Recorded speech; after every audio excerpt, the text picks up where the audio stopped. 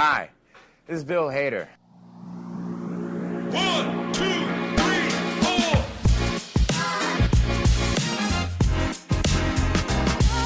4. Bill Hader.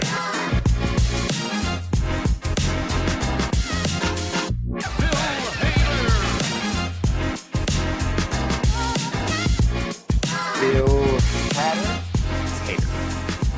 Hello and welcome back to We Hard Hater. I am Deej Barron's co-host and creator. And I'm your other co-host, Casey Killingsworth, and I feel awful. Well, you know, it's so great to be somewhere. Well, that's true. So, we are highlighting in this episode Bill Hader as game show host. However, we are excluding the Vince Blight editions because that deserves its own episode. Threw some stats together because I love spreadsheets. Over his entire career at Saturday Night Live, he has done a total of 21 game show sketches. Game shows we're focusing on today are the ones not hosted by Vince Blight, because that one deserves an episode all on its own. He's played Vince Blight 5 times a total. But the one that beats all of them is he's done Lyle Round 8 times. Game shows per season.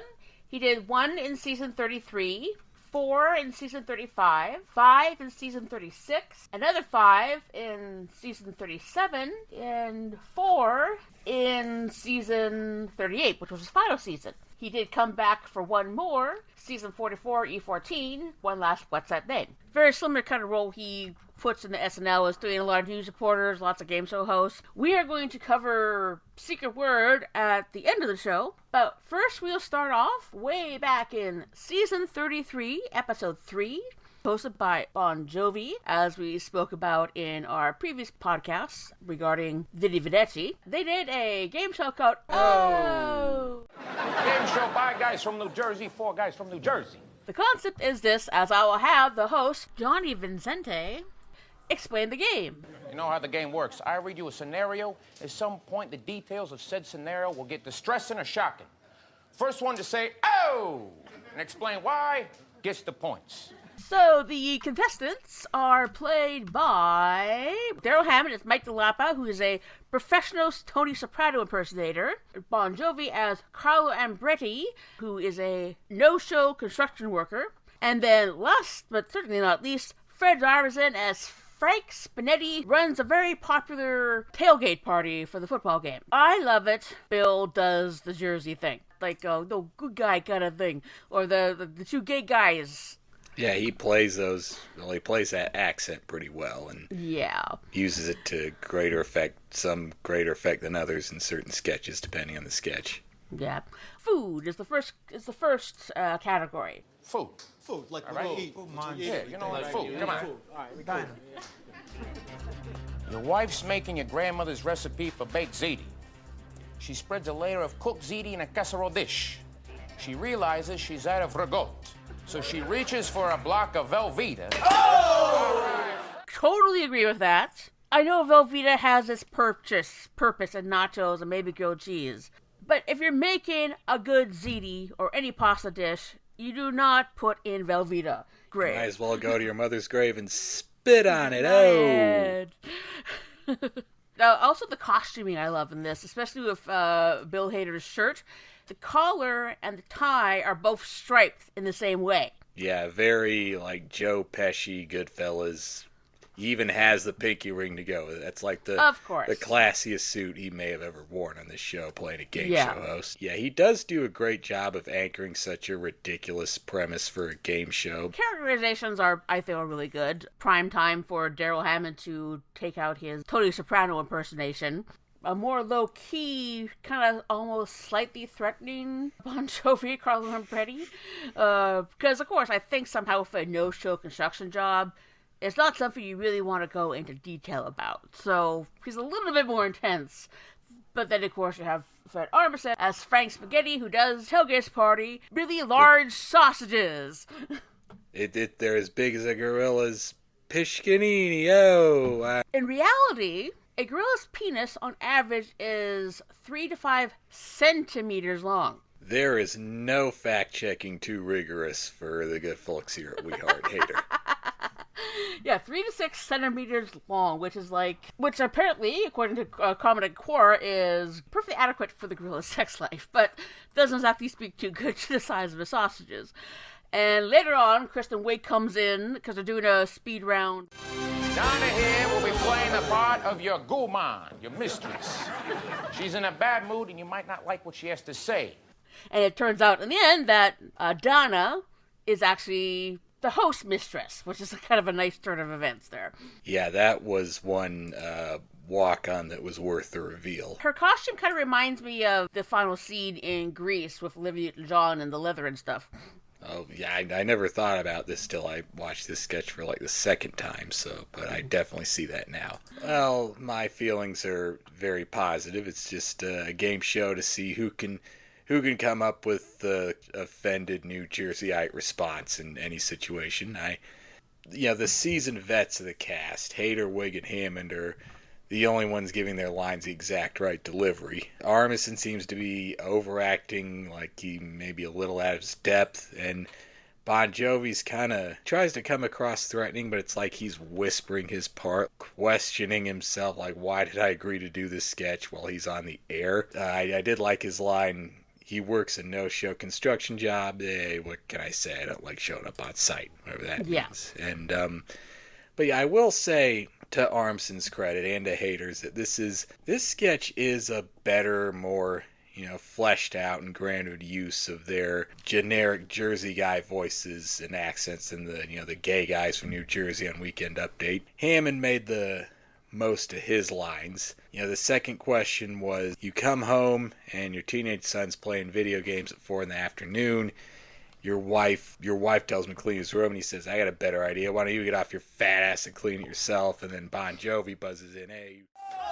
Go! Oh, you talk to your mother like that again, I'm gonna put my foot so far up your ass you'll be spitting out laces. Oh, nice job.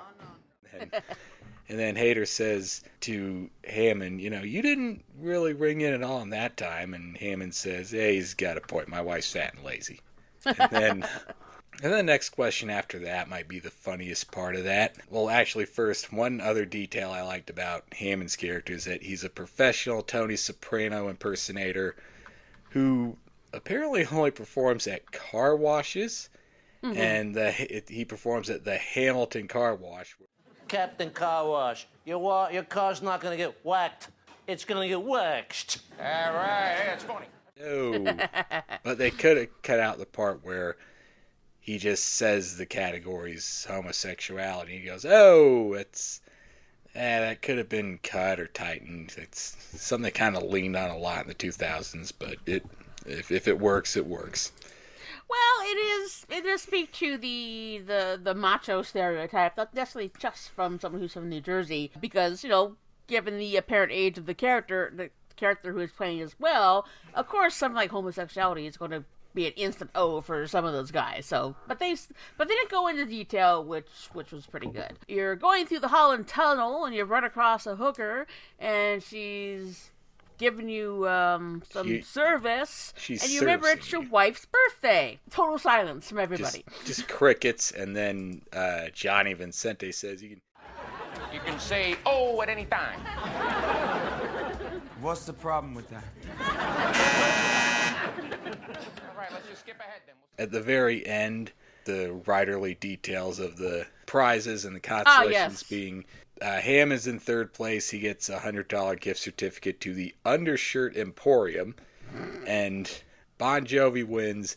He gets seats to a Devils home game, and Fred Armisen's a runner-up.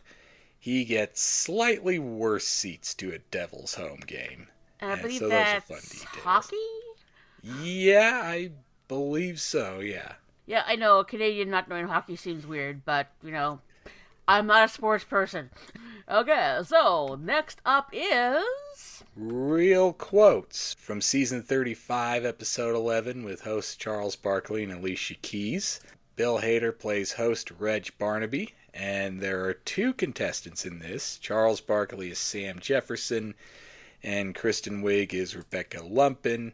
it wasn't up to too much premise-wise, but it just seemed built for Charles Barkley to, of all people, to just sell this on the strength of his ability to deliver patently absurd dialogue, and Reg Barnaby's just there to be the slow-burning straight man and sell his building rage equally as well. And the conceit of this is real quote spelled R-E-E-L, like a film reel. It's a game where the host sets up a famous movie quote and the contestants have to fill it in.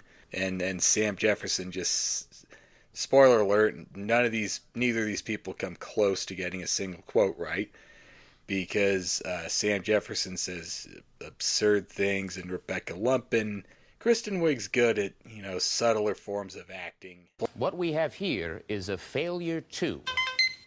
A failure to get along, but that doesn't mean we won't see eye to eye one of these days, so let's not burn any bridges and just agree to disagree. I bid you adieu, Godfrey.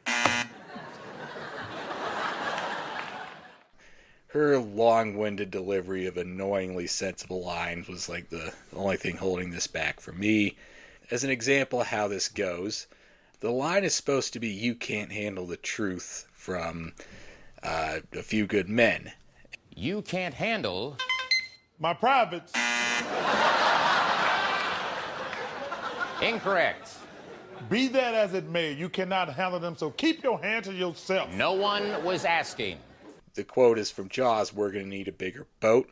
Sam Jefferson buzzes in with various things. "We're going to need a bigger shark." No, that doesn't make shark bags. No. Think water. Ocean.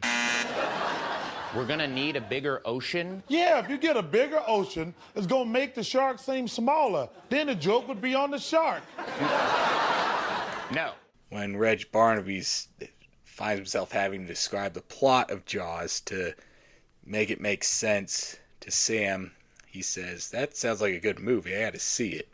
Wait, you said at the beginning of the show that you manage a blockbuster, and yet you've never seen Jaws? Well, no. My company is Blockbusters, and we're a demolition company that specializes in the demolition of entire city blocks. And they call back to that in the next round. From Field of Dreams, "If you build it, they will come." He says, "If you build it, we will knock it down," because that is the slogan of Blockbusters. It's on the back of my jacket. Reg Barnaby decides to bring Sam Jefferson into the speed round and eliminate Rebecca, because Sam seems to have a better handle on what quotes are. Okay, it's time for the speed round. Complete as many quotes as possible, as fast as you can, and here we go. Houston, we have a... Arby's. No. I see blank people. 2 people, you and Rebecca. No. Life is like a box of... Dead people. May the force be... Equal to mass times acceleration.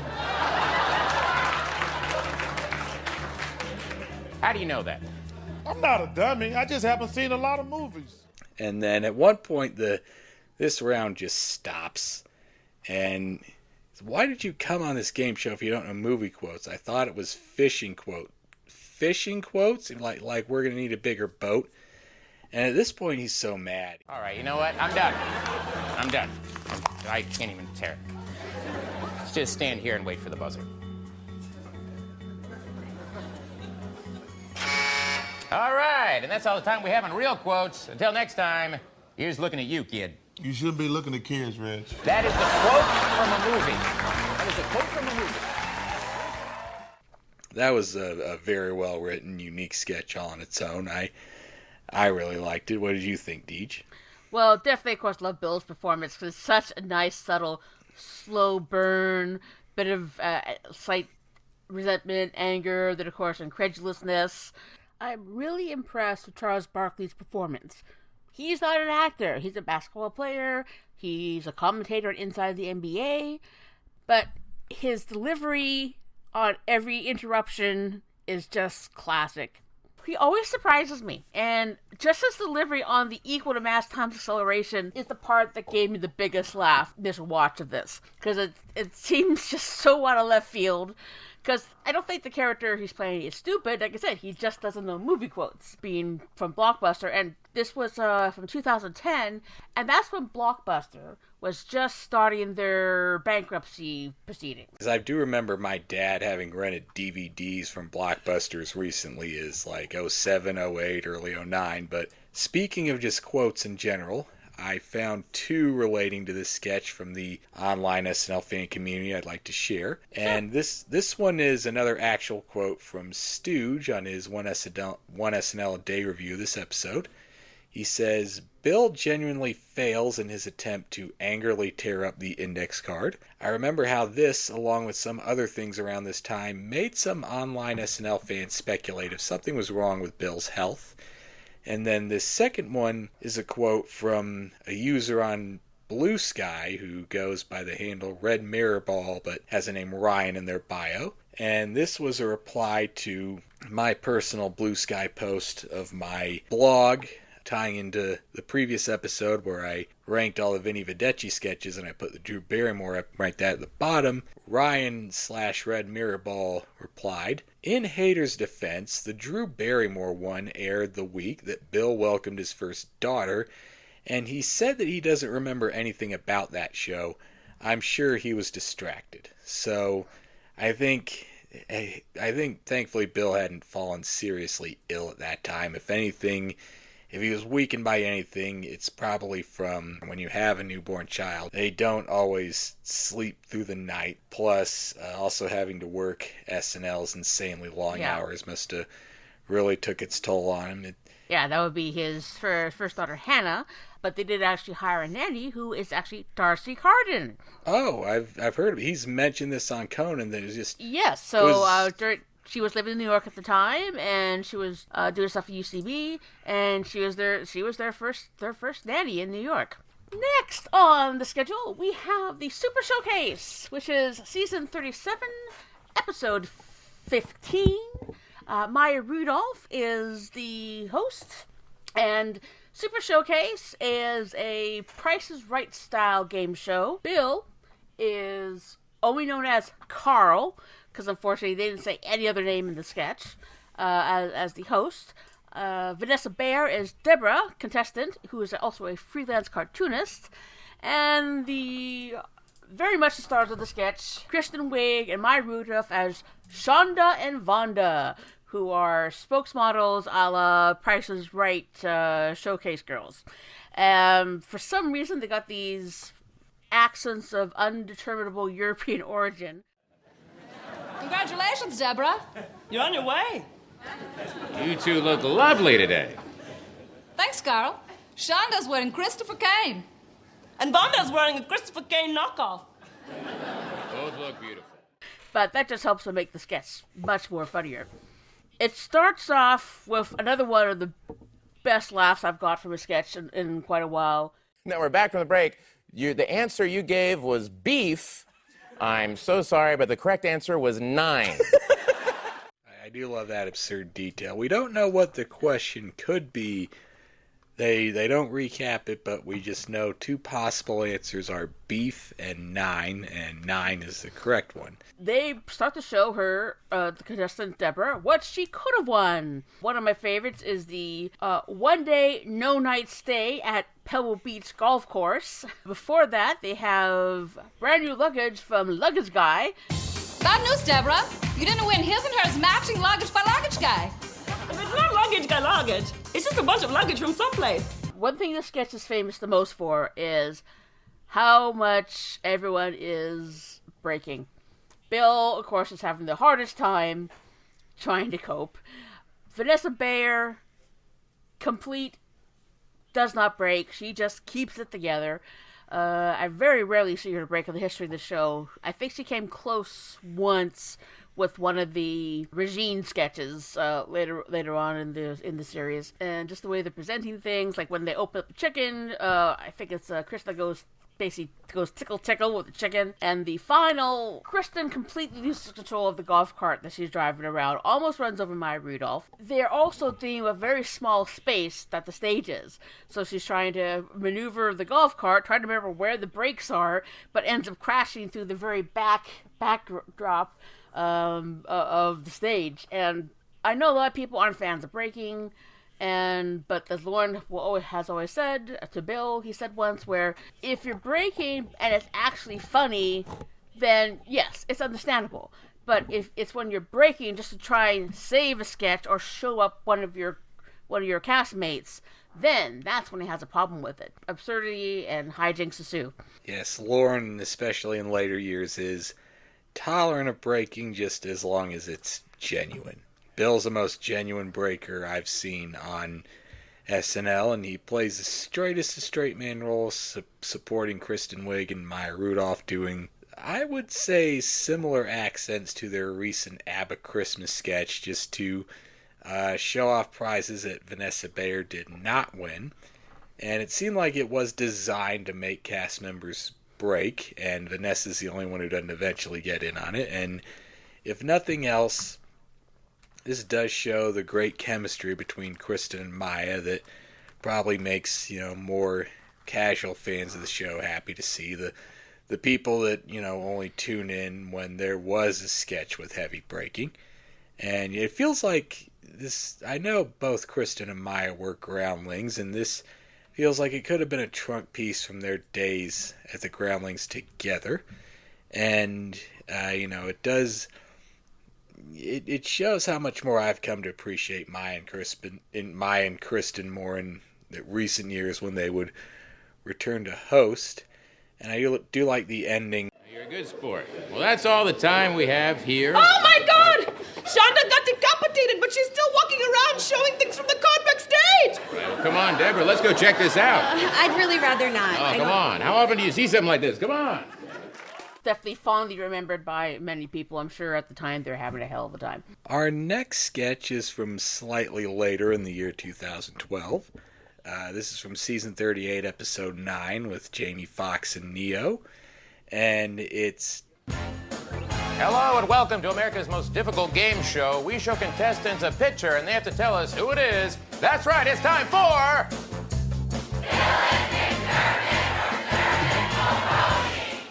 The object of this game, that no one has ever won, by the way, is that you just have to be able to tell Dylan McDermott and Dermot Mulroney apart from each other. They just show you a picture of one of them and say, who's this?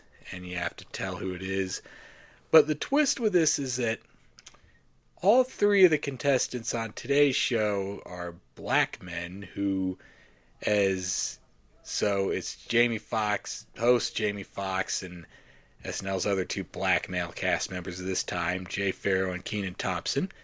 And as Kenan says, we will never know this because Dylan McDermott and Dermot Mulroney are both white guys who aren't known for being in movies that appeal to black audiences. So, so at first, when I first... From the title, my first thought was this might be a little too much like the sketch What is Burn Notice from season 35, but where it's just, no one's ever saw the show Burn Notice, and just everyone makes wrong guesses, and both sketches have a right answer bell that the host is shocked to hear because he hasn't heard it before because no one's got a right answer. I have actually watched Burn Notice, so I would have killed it in that game. Really? Well, yeah. Yes. But this one works much better than that through just the sheer commitment and force of will from everyone involved, even the writers who sell the absolute hell out of this. Jay Farrow makes up for the few lines he gets with excellent facial expressions. And Hader plays more, good-natured and genial trickster than, sadistic or twisted sadist. But Jamie and Kenan expertly convey the absolute frustration and bafflement. Tell me, is this Dylan McDermott or Dermot Mulroney? We will never know this. correct answer was Dermot Mulroney. Bordering on sheer terror and existential dread that's necessary to make this work. Yeah, at one point, Jamie asks, "Can you repeat their names again?" And then he does, and Keenan says, "Can you put a bigger space between the names? So we know when the first name ends and the second name begins?" And then it's the McDermott McDouble, where we McDouble your points if you guess this right. And actually before that, Hader tries to help them out, or actually, as his name is revealed at the very end of the sketch, Kermit McDermott tries to help out the contestants by explaining what different roles they were in. No. You can do this. Just remember, Dermot Mulroney is the one that's in The Truth About Cats and Dogs. What's that? I'm sorry. Must Love Dogs with Ashley Judd. What's that? With Diane Lane, who's also in Unbreakable. What's that? Untraceable. What's that? Unfaithful. What's that? Both untraceable and unfaithful. So if any of that helps at all. It does not, man. It doesn't. Dermot Mulroney was actually in a movie called Staying Together, where he played a character named Kit McDermott. And in the McDermott McDouble round, they give them 30 seconds to write down their answers on a dry erase board, and then Jay Farrow's answer is D scribble M scribble, which was worth a shot, and then Jamie Foxx's answer is Derble McDillet, which, he's not surprised that that's wrong, but he had to commit to that because he was about to write Dermot Mulroney, which you realize, no, that is not a real name. And then Keenan just wrote Rupert Everett, and that triggers the correct answer bell no one's ever heard before. Judges are telling me that it's technically correct since Rupert Everett is the gay Dermot Mulroney. So I won. Well, we doubled your score, but 0 times 2 is still 0. So you gotta love the intricate Kafkaesque details in this writing. Yeah. And then the actual final round, they bring out the actual Dermot Mulroney playing himself. I was in my best friend's wedding and I was just on the New Girl. Here's a picture of my face. Who am I? And he holds up a picture of Dylan McDermott. Bill Hader says, that's Dylan McDermott. And Mulroney says, well, you don't have to give him the answer. And then Hader says, but you're Dermot Mulroney. And then just a blank look of shock and realization. And he says, oh my God, I've been sleeping with another man's wife. So even these guys confuse themselves in their lives for one another. And then there are no winners, as usual, but Kermit McDermott has to move on to his next game show that he hosts, where he asks 3 Alaskan teenagers to play Digimon Hansu or Chitaway Ejiofor. And, of course, these guys express even more frustration. I know who that is. Digimon Hansu was in the Blood Diamond. I didn't see Blood Diamond. And that's it. And that was just brilliant, and everyone sold it and made it work the best they could. What did you think, Deej? I love this one. It's definitely one of my favorites. Speaking of existential dread, we have a bit of existential crisis at the end with Dylan McDermott, who I'm actually enjoying a lot in the current season of Chicago Fire. Funny you should mention that he should mention that he was also in My Best Friend's Wedding, because the aforementioned Rupert Everett was actually in that movie as Julia Roberts' gay best friend. Another note I found online where apparently Dylan McDermott actually hosted that year too.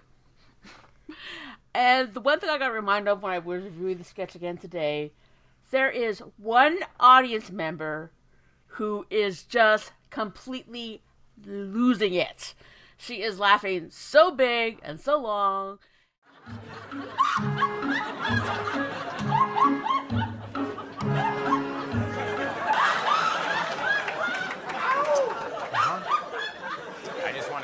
And it just brought a smile to my face. So just hearing someone enjoy herself that much just added an extra bit of, and of course, Bill being very, very subtly evil. You're a sick man. Yeah. Here we go. And just the rapid fire, just how fast he goes through those transitions. And this is with cue cards as well. So, looking to the side, looking to the side, looking to the side. It just brings everything all together. It's definitely what I would call a perfect game show sketch.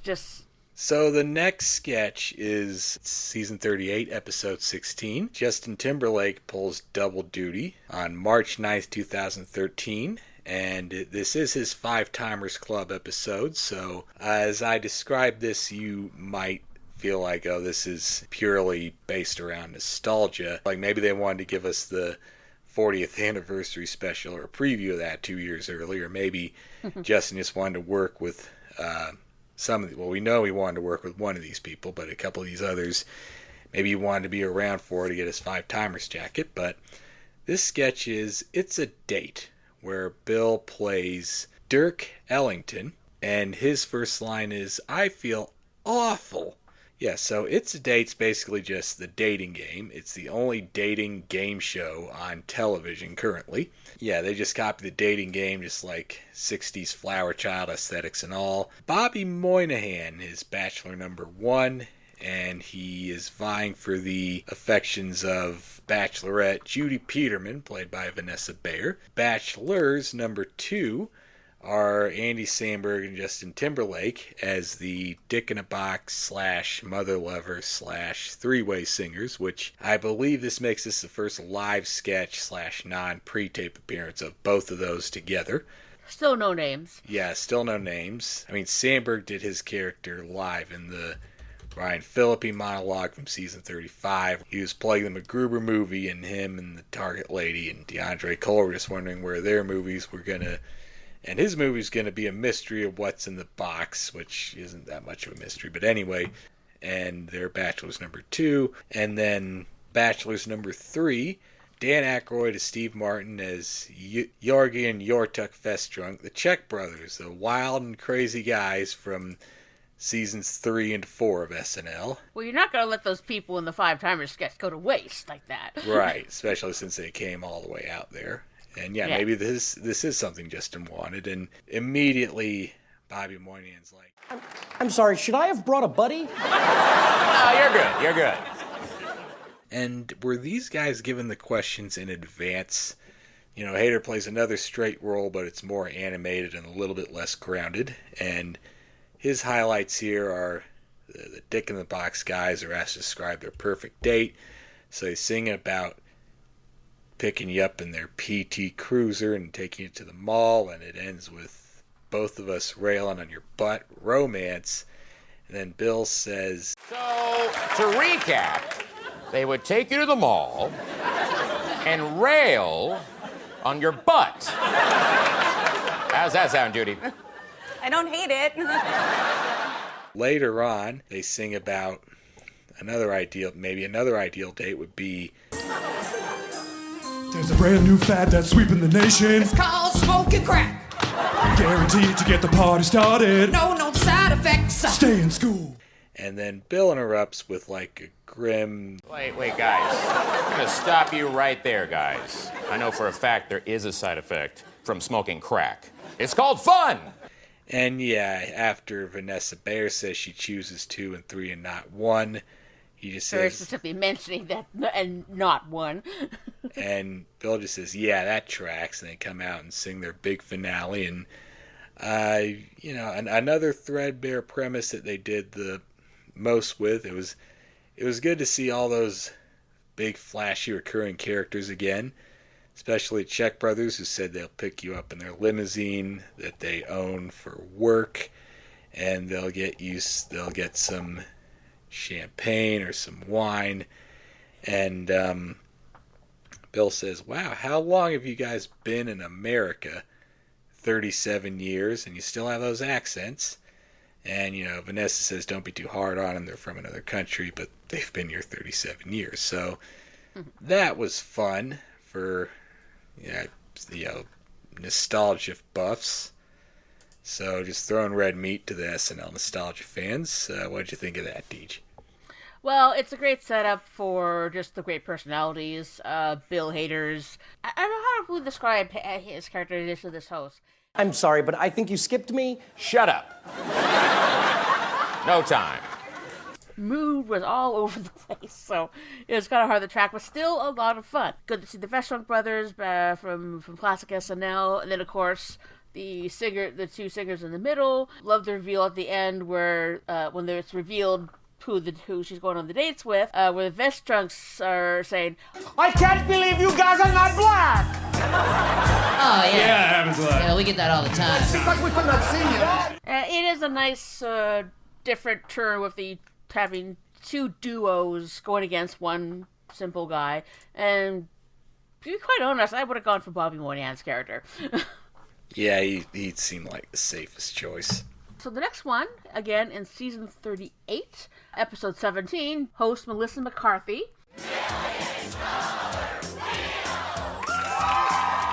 It was kind of hard to make out the name, because there's sometimes, because he said it so fast beginning, sounded like something Cardigan. It either comes across as Rink or Wink. So I'm going to probably go for Wink, because for me that would be a nod to the classic game show host Wink Martindale. Wheel of Fortune type of game. Their regular letter turner is off. She's replacing our old letter turner, Suzette. Suzette left because of an alcohol problem. Mine. I'm a terrible drunk. So here filling in at the last minute is my brother Tad's new girlfriend. Please welcome Nanelle. And she's completely new at this. It's Melissa McCarthy. I believe this was the same episode that they did her as the basketball coach, who was shooting off like a t-shirt gun at her players or throwing toasters at them, things like that. And then you get to Total Space Cadet, who is not doing a very good job at all. The first contestant spins the wheel, which is Fred Armisen. She comes up, and after he spins the wheel, I hope you get everything you want and deserve. And she actually starts spinning the wheel so that it doesn't stop. He guesses D, and so she's told to display the D's. And I love the line, "These are does." The letters she turns over are not D's. So she's getting completely confused with the whole thing. Bill's just trying to keep her in line, and he tells her to go over to her area, which is an X. I know you're excited, but you need to go back over to your area. I need to go back over to my area. That's right. All right. Go on the X on the ground. That's where you stand. Stay on that X. I know. I'm going to pretend that X is in love with my feet. It's just so adorable. And then you got the contrast with Bill's host, who is, well, as you saw, an alcoholic. And then when she mentions that Tad says hi. Hi, Rin. Tad says hello as well. Tad asked about me? That's nice to hear. There's a lot of pain behind Wink Cardigan. There's one moment, that's the one moment he gets to show the real empathy and pain and concern that he's been masking, but go on. Yeah. Really good interplay between him and Melissa. I just like the interplay with her and Bill Hader between that, also with the basketball sketch earlier. At one point, Nassim Pedrad's character suggests that she can help her get the letters going. Do you want me to help you? I don't mind. I haven't spun yet. You stay put. I'm getting paid to do this job. This is my job. Yeah, I'm with you on Melissa McCarthy. Yeah, I've just watched all her episodes a few months back in preparation for the greatest hosts of all time discussion with John Schneider, and yeah, she always was willing to do a lot of different, more out there stuff that worked for the show. She could have been a cast member in another universe, yes. But thankfully she's making more money with a movie and sitcom career, and yeah, and Bill plays another glib, detached, straight man role, and which is kind of an oddly specific trope for him at this point, where he's quietly frustrated by someone who's seemingly too dumb or too far gone in their own plane of existence to grasp one small single task. And this does remind me of after the first time he hosted, he was on Seth Meyers' show and mentioning the one other thing that contributed him breaking to Stefan, where it's the funniest thing in the world to him when someone has to be super patient with an insane person. Yes. And, like in Stefan's case, he'd be fired on the air if he had a real job on a real news station, but Seth keeps bringing him back, even though he keeps getting his job wrong week by week. And same thing with Garth and Kat. Yeah, that's true, and I did like him using the phrase, just for Cheez-Its sake, just show us all the D's. And yeah, it had a good ending where eventually, see, this is why Vanna White's board lights up in real life, but I guess it was a little out of SNL's budget to rig that up for this week.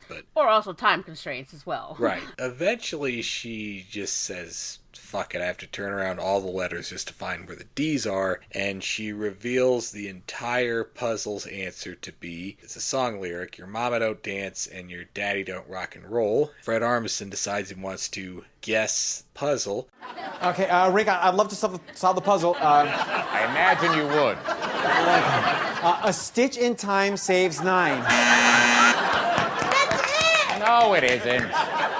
He has 2 impossibly stupid people to deal with. You ever a generic game show host, there's always something else, either as mean or evil, or in this case, probably has some depression issues, I would imagine. Yeah, he must be hiding something with all that drinking.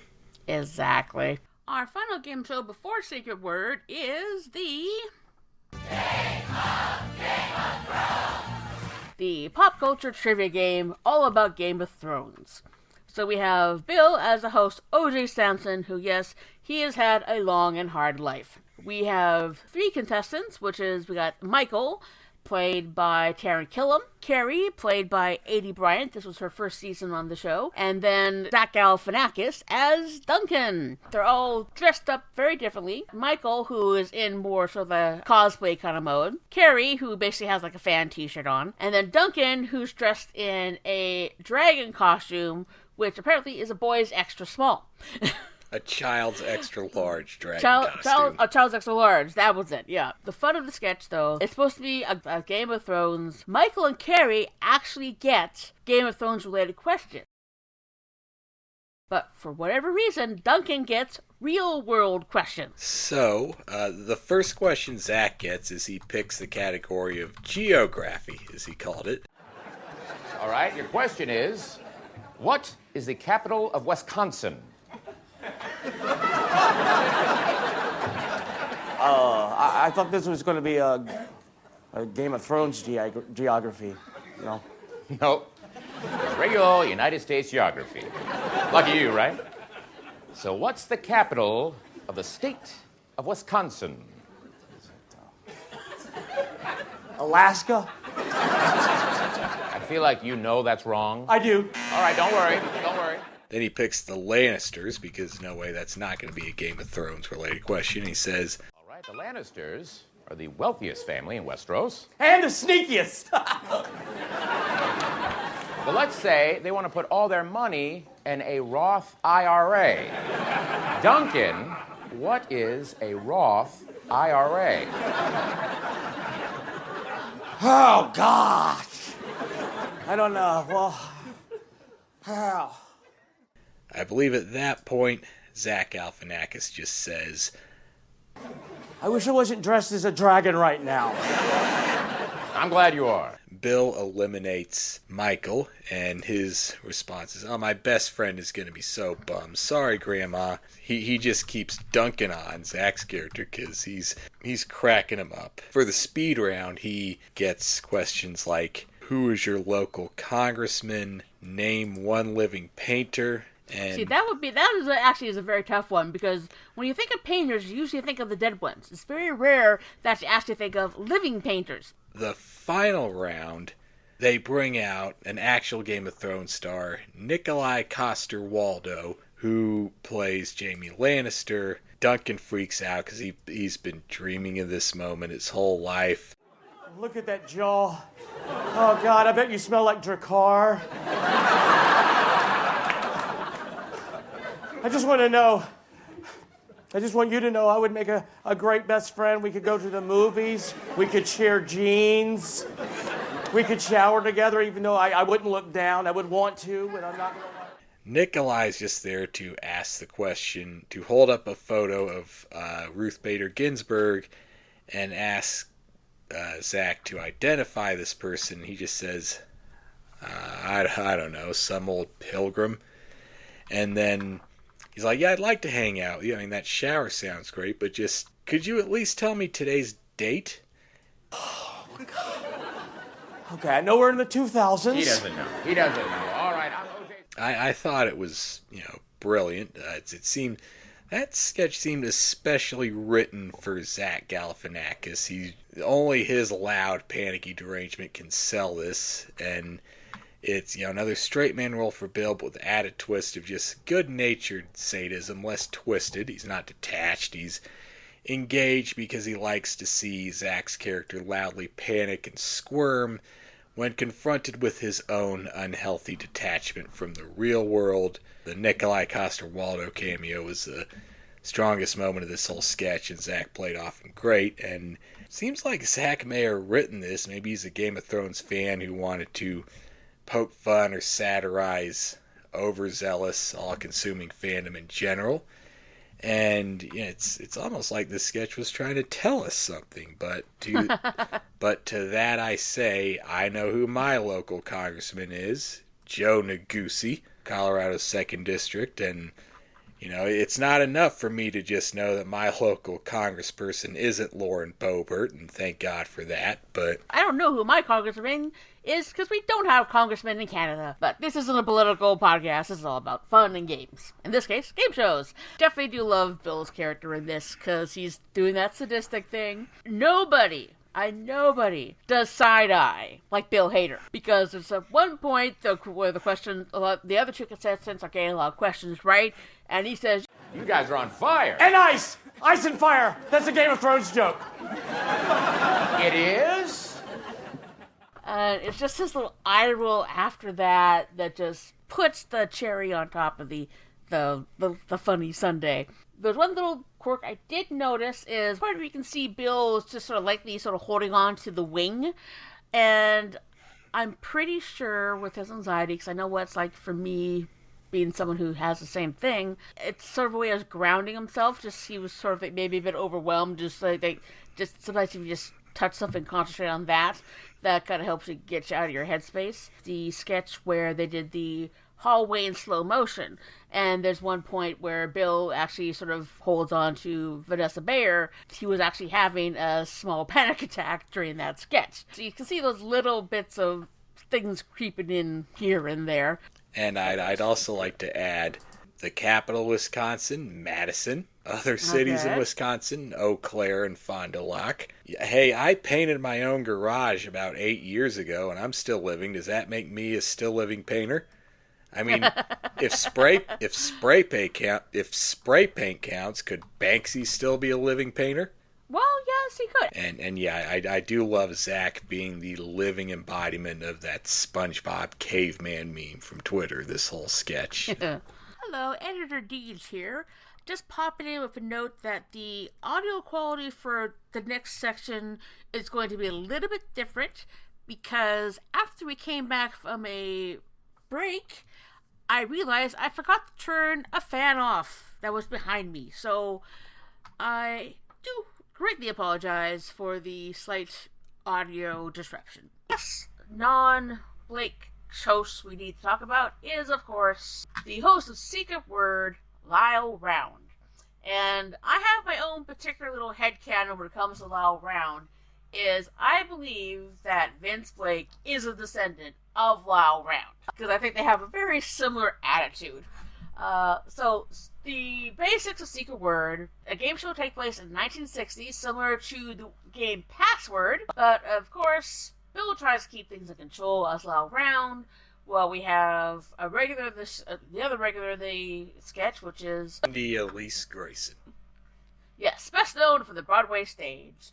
And then the other side is usually the host, and of course we have cast members playing the contestants. Now, he actually did these episodes, he did 8 episodes of this as Lyle Round, 2 in season 35, 3 times in season 36, and 3 times in season 37. So the first appearance was Joseph Gordon-Levitt as South African singing sensation Ricardo Cansadas from 1965. The next one was Jude Law as Russian ballet star Vladimir Kuchev, 1967. October 9th, Jane Lynch as comedian Peggy Zellers. Gwyneth Paltrow as racist magazine writer and socialite Titsy Bismarck Dublinson. Justin Timberlake as mentalist and hypnotist the mysterious Crandell. Emma Stone as Georgian ventriloquist Charlene Stumfries. Channing Tatum as astronaut Buster Allwright, and his final appearance as host was for Mick Jagger, which was, of course, Kristen Wiig's final episode, as Chaz Bragman. Now, he does make one more sort of appearance 2 more times afterwards when Kristen Wiig hosts. Kenan Thompson taking over as Grant Chode, the best name in the world. So we really are going to the Walter Crankcase School of Comedy on these ones. Yeah, we pretty much are towards the end. And don't get me wrong, I love Kenan Thompson. He's fabulous at a lot of things he does. It's just you gotta have love, but he does have a little bit of a voice cameo. For those of you who are missing the previous host, Lyle Round, he recently retired to Palm Springs and sent us this pre-recorded message for his fans. I'm sorry I'm not there. I stopped wanting to be. All right. I mean, it really is a showcase a lot for Kristen and Bill. Kristen's playing this very broad Broadway actress that no one else has ever heard of. And she definitely gets more on the decline as the sketches go. She comes out and says, "This is all I do now." Early on, she literally just said, "Look at me." Yes. But as always, she says, "No, I'm not going to say the secret word," but of course, what does she do? She says the secret word. Host-played character has trouble communicating the word, so basically no one wins at this game. And then, of course, it got loud, trying to keep his cool and keep everyone together. Very much taking advantage of the time period that it's being done in. One of the quips... Just want to take a moment to apologize to my wife. She embarrassed me at a cocktail party, so I had to spank her in front of all of our friends. She knows what she did. And Bill is just made for... He just has the look and the personality and the ability to play many people from that era. So rather than going through every single one, we are going to go over which ones we actually like the best, because there is a sameness to them. But another fun part with the Mindy Grayson is eventually to have her do a sample of one of her Broadway shows, which is usually very highly racist and sexist in a lot of ways. Where one of the critics said, "Why now?" And sometimes she'll do this thing where she has part of the word covered or smudged. The secret word is thorny. Okay. This is the feeling I get every time I watch a Tarzan movie. No earthly idea. Oh, hang on, wait, my thumb was covering the teeth. The actual word is thorny. Wasn't this thing that you way can't say on TV in the 60s. Yeah. So when we started with you, you had three occurrences of the sketch that you wanted to address in particular. So take it away, Mr. Killingsworth. So yeah, the ones I liked the most, mostly because of the host performance or characters, was the third episode with from October 9th, 2010, season 36, episode 3, where host Jane Lynch plays Peggy Zellers, basically just a parody of Phyllis Diller, like a Joan Rivers type female comedian in that era. And, you know, at first, instead of saying the secret word, which her first one is flat, she just does her act about how small her breasts are. The secret word is flat. Whoa, what? I can relate to that. Hello! Nothing down there. I tell you what, I went for a breast exam and they brought out a floor waxer. What? You're a great crowd. The second secret word is cook, but my husband tells me I can't cook. He says, why'd you, I say cook, what? So that was fun. And then... I think that character was kind of an inspiration for the character she played in the Marvelous Mrs. Maisel. Because the character, the comedian she played there was a very similar kind of style. The next one is season 37, episode 6, with host Emma Stone as Charlene Stumfries. Now, this is a bit more of a layered character than you usually get in these. Basically, her thing is that she's Miss Georgia. She's just crowned the new Miss America. Although, as she says, there was some controversy where in her swimsuit photo you could see her puss, and it shows a photo of her in a one-piece just holding a cat. And then she spends most of her second round just talking to a puppet in a British accent, like a Charlie McCarthy type puppet in a Cockney accent. And the secret word is cloud. Okay, go ahead, Mr. Pickles. Okay, this is white and it floats in the sky. A plane? No, it's puffy and white. Sounds like a plane to me. No, sometimes it can look like a horse. Oh, a cloud! We did it! Third one I want to talk about, finale of season 37, episode 22, with host and musical guest Mick Jagger, where Mick Jagger plays a character named Chaz Bragman, who they set it up. He's this big, tough guy, shoot-'em-up action star type, and he's like a Charles Bronson, Clint Eastwood, Lee Marvin type, who his movies have titles like The Longest Gun and Bullets Mean Death. But when he comes out and we see this character in real life, he's very obviously a closeted gay man, because he sort of dresses and acts like Charles Nelson Riley or Paul Lynde. I loved you in the movie Bullets Mean Death. Yes, wasn't it divine? I had a big gun and I shot it everywhere, and it went bang, bang, bang, and guys fell down all over the place. With a little bit of Michael Caine in there, and they kind of subtly hits on Taron, so he's more a parody of like Rock Hudson than anyone else, but just I thought Mick Jagger breathed some life into that. And also we've mentioned that the only thing Bill really gets to do as a character in these is just come on out at the beginning and just make some male chauvinist / low-key racist comment upon entering the scene in like a hacky Johnny Carson-esque voice. And the one he says in this is hauntingly prescient. I'm Lyle Round. Funny story. I threw up my wife's birth control pills last night. I said, "This is not your decision." We laughed and she cried. Yeah, because they're playing up on the aesthetics and attitudes of the 60s Mad Men era. Yes, very much. Which weren't exactly an enlightened era, or we can make fun of that from about 60, 70 years in the future, because things sure have changed a lot since then, and we know they will stay that way forever with absolutely zero backlash forcing us to change back. Yeah, I'm laughing because so I can keep from crying.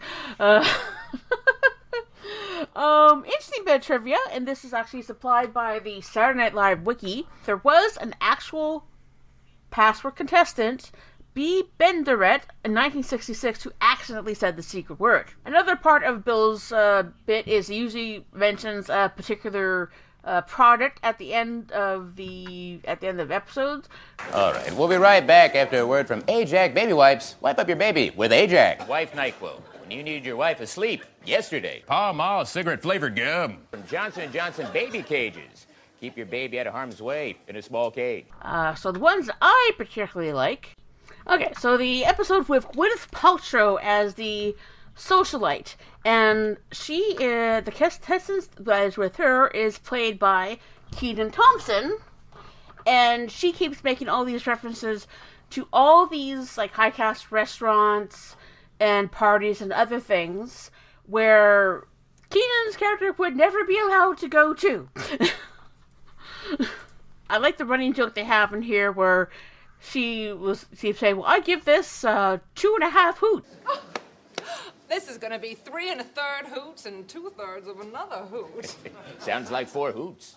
The other one I really like was with Justin Timberlake, where he plays the amazing Crandell, and Lyle is constantly pointing out that his tricks are not real. Tonight I will bend the laws of science. That spoon just flew away on a clear wire. Or did it? Oh. He's got 2 spoons. And then it has this spinning wheel that's supposed to hypnotize somebody, and he just basically... Lyle is not putting up with this crap, basically. And that performance was especially...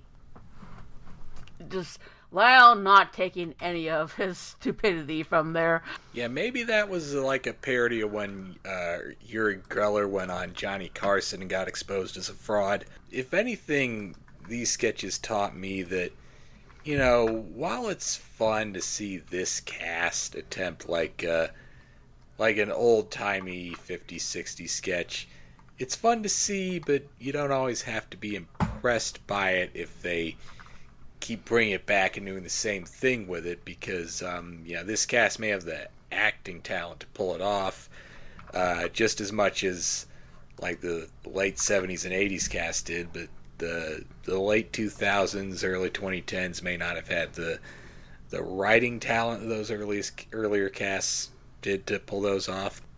A cookie cutter sketch in real time, but fun to look back on. And the musicals that they come up with. I flood my line just like I did in the hit flop, Kenya Karen and the Watubi Crew Hit It! Bob Fosse said the same thing to me in the smash failure Wigwam Susie and the Corn Maze Crew. The story of a Native American girl who slept her way up to a 2-room teepee. I played a cook in a little musical called Egg Drop Sue. The story of a little girl from the Orient named Chop Susie, interpreting the written word just like I did in the hit show D is for Dignity, where I played the part of a deaf saloon girl who desperately wanted to sing jazz. Just like I was in the musical Scientist Kate and the Man Monkey. Just like I do nightly in the play Becky Became Trashy, the story of a preacher's daughter who went from spreading the good word to spreading her bad knees. Becky Became Trashy. Rex Reed called it. What? There's always like a woman plus a gang of whatevers. But speaking of 1960s type material, what do you have planned for our next episode? Well, our next episode is going to be an impression spotlight on Vincent Price. We're going to explore all the different holidays that Vincent Price did specials for, and see all the ways those went terribly wrong. And that's going to be a fun one. I remember really liking, rank them on my blog by the time that one comes out. So that is what we have for the other game show host that he has played. We will do Vince Blake in the future, but then again, we got a long way to go with this podcast. So if we can't do all the really big highlights right all at once. I want to thank you once again for joining us. As always, go to your various podcasts presenter of choice. Give us some ratings. You can email us now at wehearthater@gmail.com. We would love to get some feedback from you, and if you want to throw in some comments or ratings, any kind of feedback you have, is there something that you might want to discuss, have us discuss on a future episode. As much as we're doing this for our enjoyment, ultimately we also want the audience to enjoy things. Right, because if the audience didn't enjoy something, nothing would have an audience. I am Deej Barons, and will continue to be. And I'm still Casey Killingsworth, and I will still be Casey Killingsworth until I'm notified otherwise. And the one thing we do, and very calmly, we heart Hater. Thank you for listening to We Heart Hater. If you enjoyed this episode and you'd like to help support the podcast, please subscribe and leave a rating and review on Spotify, Apple Podcasts, Amazon Music, or wherever you get your podcasts. We Heart Hater is a presentation of Wacky Notion Productions. Created by Deej Barons. Hosted by Deej Barons and Casey Killingsworth. Recording and editing by Deej Barons.